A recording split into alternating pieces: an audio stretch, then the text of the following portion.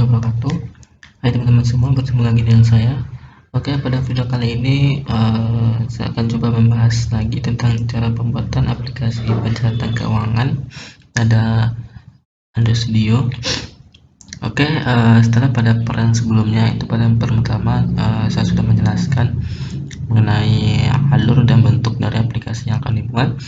Oke, langsung saja kita selanjutnya akan masuk pada proses pembuatan REST server dari aplikasi kita nantinya, yang mana di sini kita menggunakan yang namanya itulah framework, yaitu tepatnya kita menggunakan untuk REST servernya itu adalah framework coordinator, yang mana framework ini merupakan salah satu framework PHP yang paling banyak digunakan oleh developer untuk membangun sebuah aplikasi baik itu Android maupun web.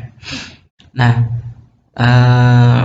bagi teman-teman semua yang belum tahu itu framework itu apa, nah framework itu adalah sebuah kumpulan-kumpulan instruksi ya, yang mana itu dikumpulkan dalam sebuah kelas dan juga terdiri dari beberapa fungsi-fungsi, yang mana fungsi tersebut dapat memudahkan kita dalam pemanggilannya. Contoh, kita harus menuliskan sintaks programnya, sintaks program yang sama secara berulang-ulang. Nah, di sini ini dapat membantu kita dalam menghemat waktu dan mencegah penulisan sintaks secara berulang-ulang agar tercipta suatu kodenya itu bersih itu dan tertulis secara terstruktur. Jadi intinya untuk framework itu sendiri itu adalah sebuah instruksi-instruksi yang mana itu sudah dibungkus ke dalam sebuah kelas, sehingga akan memudahkan kita dalam melakukan pengkodean. Nah, untuk koordinator sendiri itu salah satu framework yang bersifat open source, yang artinya telah terbuka, gratis, yang dia menggunakan metode yang dinamakan yaitu adalah MVC, yaitu adalah model, view, dan controller.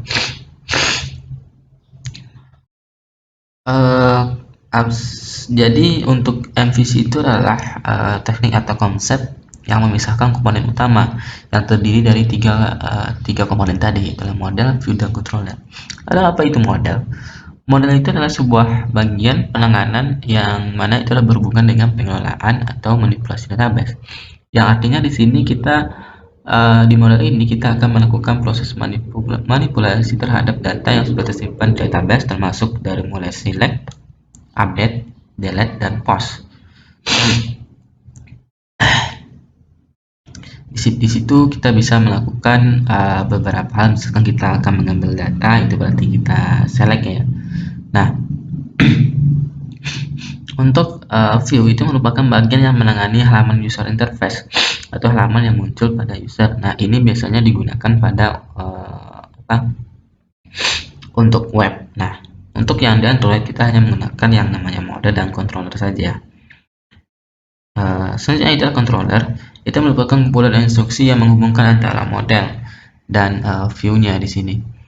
Nah, ini tidak hanya view saja, nanti controller itu kita bisa hubungkan dengan yang namanya model tadi. Nah, begitulah penjelasan singkat mengenai framework dan koordinator itu sendiri. Dan untuk kelebihannya dari segi koordinator itu dia sintaksnya itu terstruktur, mudah kita dalam menggunakannya.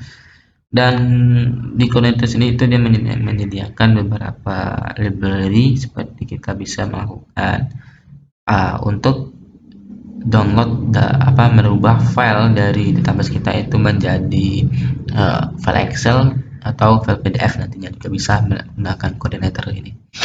Dan keamanannya sudah lumayan bagus ya. Ya, di sini untuk koordinator sendiri itu terdiri dari sudah ada beberapa versi, ada versi 2, versi 3, dan versi 4. Nah, untuk yang sekarang kita akan mencoba menggunakan yang koordinator 3 dulu ya. Nah, kita akan langsung masuk pada proses instalasinya.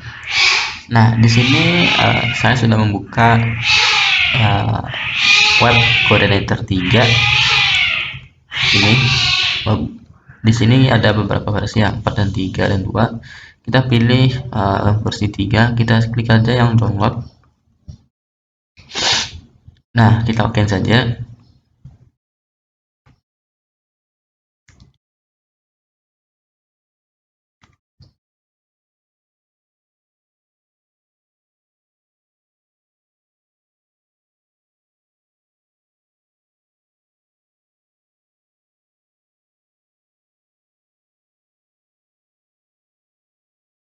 Ya, tunggu sampai proses downloadnya selesai.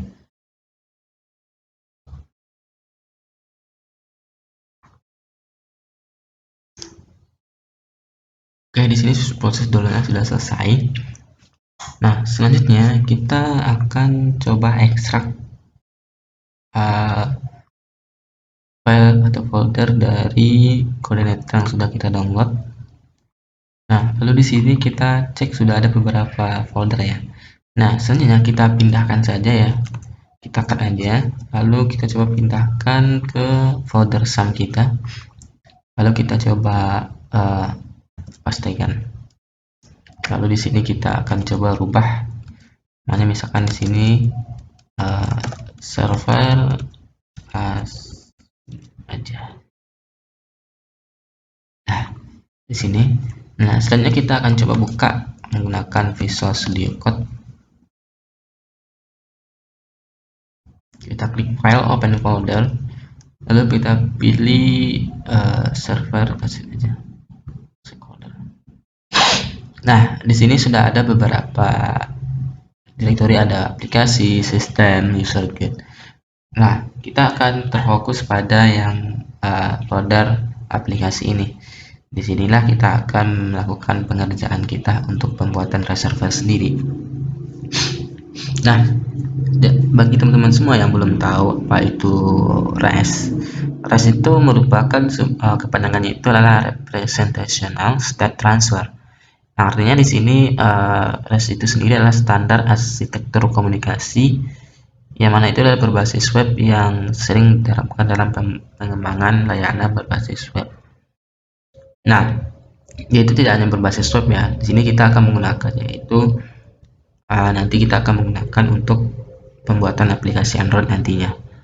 Nah, yaitu terdiri dari dua sebenarnya, itu adalah ada REST server dan juga ada yang namanya REST client. Nah, REST server itu sendiri dia yang akan menyediakan resource atau sumber daya atau data. Nah, maksudnya di sini dia yang akan berkomunikasi langsung dengan si yang artinya itu adalah database. Dia yang akan melakukan pemanggilan pengolahan data, yang artinya di sini dia akan melakukan proses select data, dia akan melakukan proses insert data, edit data maupun delete data. Dia yang akan mengaturnya di situ. Nah, REST client itu sendiri dia yang akan menerima atau mengakses dan menampilkan resource tersebut untuk penggunaan selanjutnya. Nah, di sini REST client di sini kita akan membuatnya itu di Android Studio, yang mana nanti kita dapat melakukan pemanggilan atau mengakses data di sana nantinya. Nah, sumber daya tersebut itu dapat berformat teks, JSON, atau XML. Nah, nantinya kita akan menggunakan formatnya itu adalah format JSON.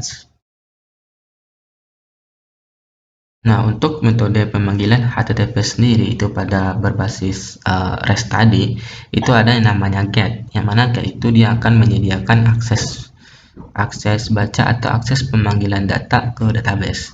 Nah, put itu sendiri digunakan untuk mengedit lah gitu. Nah, untuk delete itu digunakan untuk menghapus data ya. Dan post itu sendiri itu untuk memasukkan data ke dalam database. Kita lanjut saja pada proses selanjutnya. Kita masuk pada folder aplikasi ini. Di sini sudah ada kayak folder cache, config, controller, dan lain-lainnya. Nah, kita hanya akan fokus pada folder yang namanya config, controller, dan model. Nah, sebelumnya kita harus menambahkan yang namanya file REST API. Ini kita bisa download dari Google.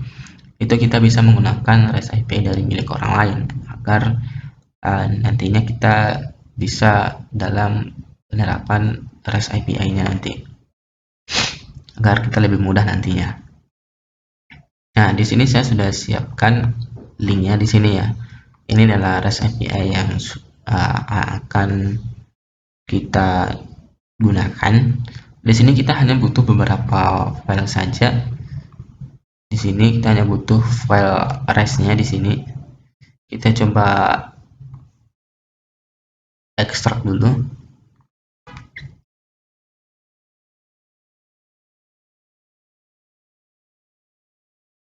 Nah, kita hanya butuh 3 buah folder ini saja. Ada config-nya, di sini ada folder REST-nya, dan juga ada folder language di sini. Terus ada library-nya di sini untuk REST controller-nya.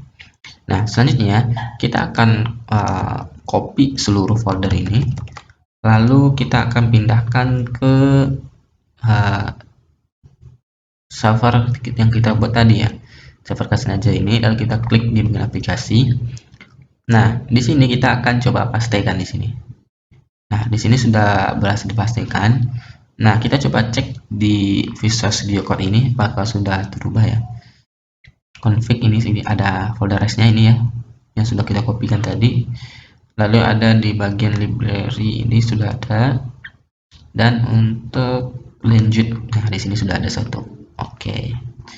Nah, di sini untuk persiapan awal kita dalam pembuatan REST server kita untuk aplikasi pencatatan keuangan yaitu Kasnaja sudah selesai, dan selanjutnya kita akan masuk pada proses untuk memasukkan database pada SAM kita. Lalu nanti juga kita akan masuk pada proses pembuatan autentikasi untuk server kita nantinya.